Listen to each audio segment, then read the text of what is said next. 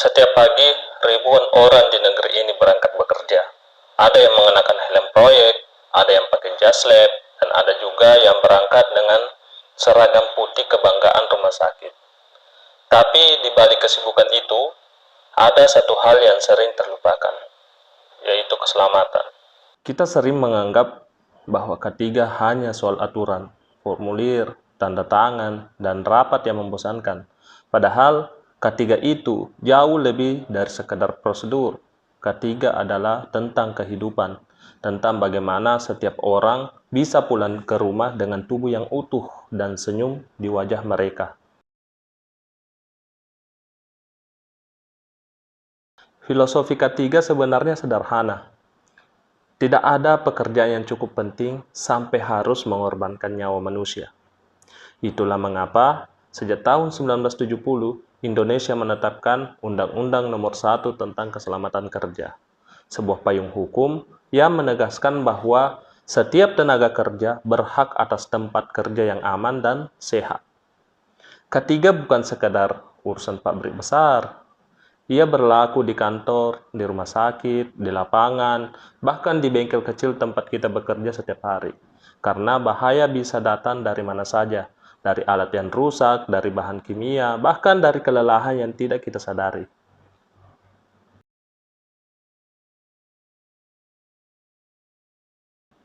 Bagi mereka, bekerja di dunia kesehatan, K3 punya makna ganda, karena yang dilindungi bukan hanya pekerjanya, tapi juga pasien dan lingkungan.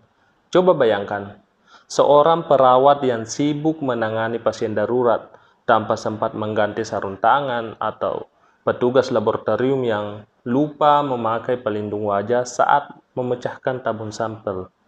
Satu kelalaian kecil bisa menjadi awal dari penyesalan panjang.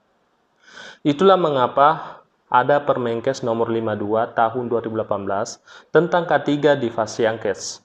Aturan ini mengingatkan bahwa menjaga keselamatan tenaga medis sama pentingnya dengan menyelamatkan pasien.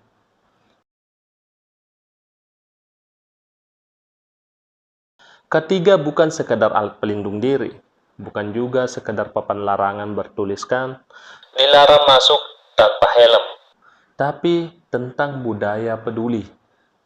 Ketika kita memakai helm, itu bukan karena takut dimarahi atasan, tapi karena kita menghargai hidup. Ketika kita menegur rekan yang lupa memakai sepatu safety, itu bukan menyalahkan, tapi bentuk kasih sayang dalam dunia kerja. Jadi, tujuan akhir K3 bukan hanya zero accident, tapi zero harm. Tidak ada yang terluka, tidak ada yang dirugikan, dan tidak ada keluarga yang kehilangan orang tercintanya hanya karena kelalaian di tempat kerja.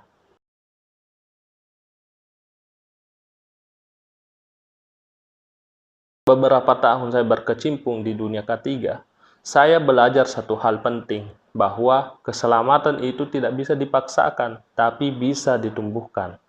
Keselamatan bukan hidup karena ada pengawas, tapi karena ada kesadaran.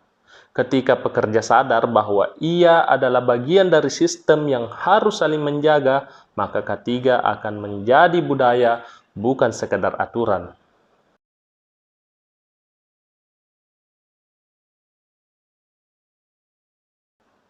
Kita semua ingin sukses, tapi apa artinya sukses kalau kita tak bisa menikmati hasilnya?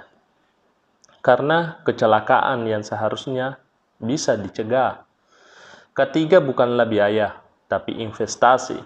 Investasi untuk masa depan perusahaan, tenaga kerja, dan keluarga. Jadi, mulai hari ini, mari kita ubah cara pandang terhadap keselamatan. Jangan tunggu insiden baru sadar pentingnya K3. Jangan tunggu kehilangan baru paham makna perlindungan. Karena setiap helm yang dipakai, setiap masker yang dikenakan, dan setiap prosedur yang ditaati adalah doa agar kita bisa pulang dengan selamat. Ingat, selamat itu harga tak ternilai, dan K3 bukan tugas orang lain, tapi tanggung jawab kita semua. Kalau kamu setuju bahwa keselamatan itu penting, bantu sebarkan video ini ke rekan kerja atau ke timmu di kantor. Karena bisa jadi satu video sederhana seperti ini menyelamatkan satu nyawa di luar sana. Saya Ahmad Ardiansyah, praktisi K3. Saya percaya budaya selamat dimulai dari kesadaran kita sendiri. Sampai jumpa di episode selanjutnya.